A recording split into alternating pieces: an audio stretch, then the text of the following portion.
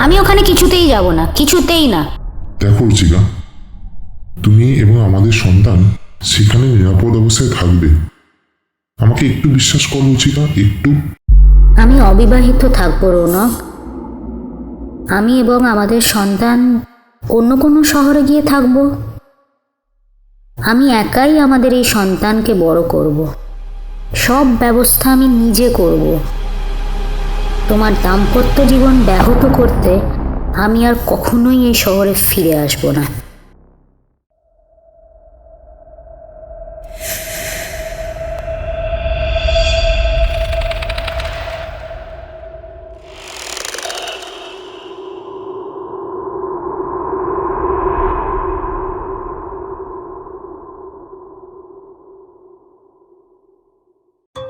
2 বছর আগের কথা।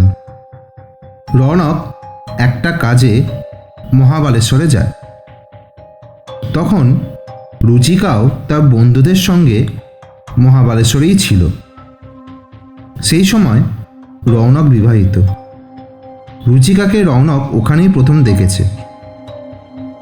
রুচিকার হাসি খুশি স্বভাব, তার সম্মানজনক সুর, ব্যক্তিত্ব এবং সৌন্দর্য ও তার অভিব্যক্তিপূর্ণ চোখের দৃষ্টি রৌনককে আকৃষ্ট করে। রৌনক তখনই রুচিকার প্রেমে পড়ে যায়। তারা একে অপরের সাথে সেখানেই মেলামেশা করতে শুরু করে। তখন রুচিকাও আস্তে আস্তে রৌনকের প্রেমে পড়ে যায়। ট্রিপ থেকে ফিরে আসার পর রৌনক আর রুচিকা প্রায় প্রতি সপ্তাহেই দেখা করত। ডিনার, মুভি নাইট, ছোট ট্রিপ, এইগুলো করে তাদের বেশ ভালো সময় কাটছিল। রুচিকা যাদবপুরের একটা ফ্ল্যাটে একাই থাকত। কয়েক বছর আগে তার বাবা মা মারা গেছেন। রুচিকা তার বাবা মায়ের একমাত্র সন্তান ছিল। এই শহরে তার আত্মীয় পরিজন তেমন কেউই ছিল না। রৌনক রুচিকার সেই যাদবপুরের ফ্ল্যাটে যাওয়া আসা করত। এইভাবে তাদের সম্পর্কটা আরও গভীর হলো। এইরকমভাবে চলতে চলতে প্রায় 2 বছর কেটে গেল।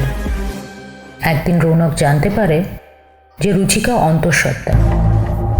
রৌনক ক্রমাগত অনুরোধ করে গর্ভপাতের জন্য, কিন্তু রুচিকা রৌনকের এই অনুরোধে রাজি হয়নি। রৌনক তাকে গ্রামের তার পৈতৃক বাড়িতে গিয়ে থাকতে বলে। বাড়িটি শহর থেকে প্রায় 90 কিলোমিটার দূরে। ওই বাড়িতে রৌনকের এক বৃদ্ধা পিসি ও কয়েকজন চাকর থাকে। রুচিকা এই বৃদ্ধা পিসি আর এই বাড়ির কথা এই প্রথম শুনেছিল। রৌনক তাকে সেই বাড়ির কথা আগে কখনোই বলেনি। তাই এই বাড়ির কথা শুনে রুচিকা একটু ভয় পেয়েছিল। বিপজ্জনক কিছু ঘটতে পারে সেটা সে আন্দাজ করে ফেলেছিল। শেষকালে অনেক ঝগড়ার পর রুচিকা রাজি হয়ে গেল।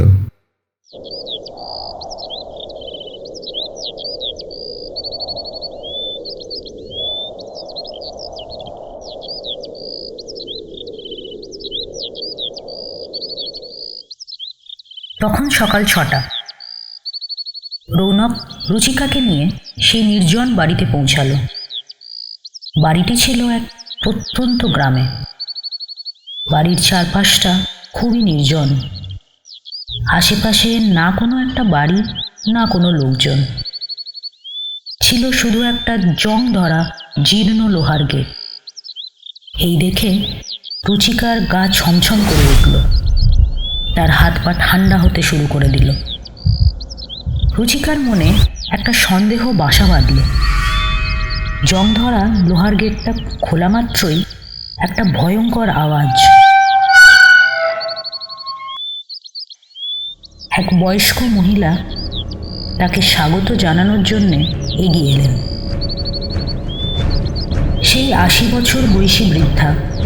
তার লম্বা, খোলা, এলোমেলো সাদা চুল, অদ্ভুত সেই দৃষ্টি, মুখে ও চোখে গাম্ভীর্য। তার কথা বলার ধরন রুচিকাকে একটু অবাক করল।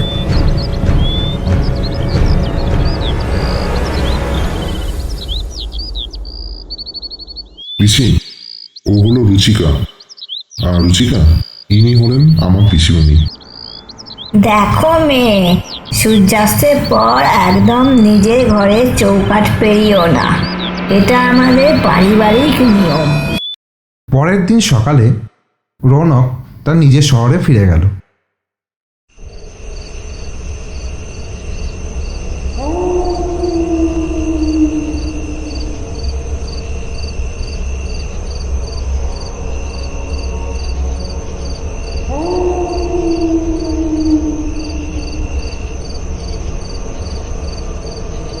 সেদিন অমাবস্যার রাত।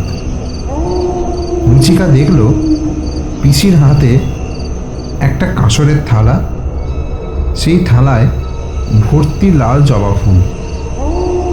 পিসিমণি, আপনি কি কোথাও যাচ্ছেন? হ্যাঁ, আমি একটু মন্দিরে যাচ্ছি। শোন মেয়ে, আজ সন্ধ্যার পরে একদম ঘর থেকে বেরোবি না। এই রাতটা অন্তঃসত্ত্বা মহিলাদের জন্য খুবই অশুভ, তাই ঘরের মধ্যেই থাকবি। এই বলে পিসি আস্তে আস্তে চলে গেলেন। রুচিকা পিসির কথা মতো ঘরে বসে রইল। সে বিরক্ত বোধ করছিল। সে তখন তার ঘর থেকে বেরিয়ে এদিক ওদিক হাঁটতে শুরু করে দিল, পিসির কথা অমান্য করি। ঘুরতে ঘুরতে সে একটা বিশাল বারান্দায় এসে পৌঁছল। বারান্দাতে জ্বলছিল টিং টিং করে আলো। এক পাশে ছিল সারিবদ্ধ ঘর, আরেক পাশে সম্পূর্ণ খোলা। সেখান থেকে একটা অন্ধকার জঙ্গল দেখা যাচ্ছিল। সেই সময় চাকররা রান্নাঘরে রান্না করতে ব্যস্ত। হঠাৎ তার কানে কিছু ছোট্ট শিশুর হাসি আর খেলার শব্দ বেজে উঠল। আর মনে হলো উঠোনে একটা ছায়া তার সামনে দিয়ে চলে গেল। রুচিকা ভাবল ওটা হয়তো তার মনের ভুল।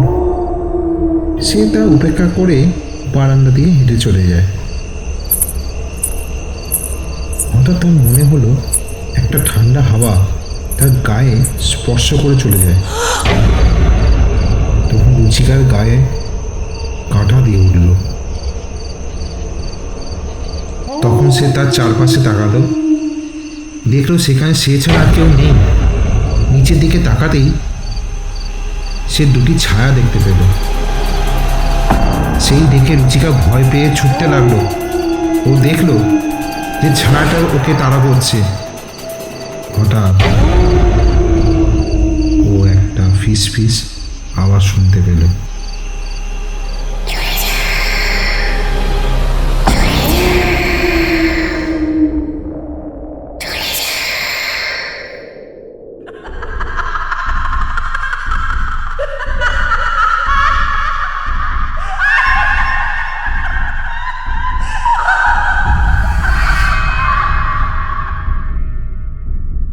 রুচিকা ভয় পেয়ে পাগলের মতন দৌড়াতে লাগলো।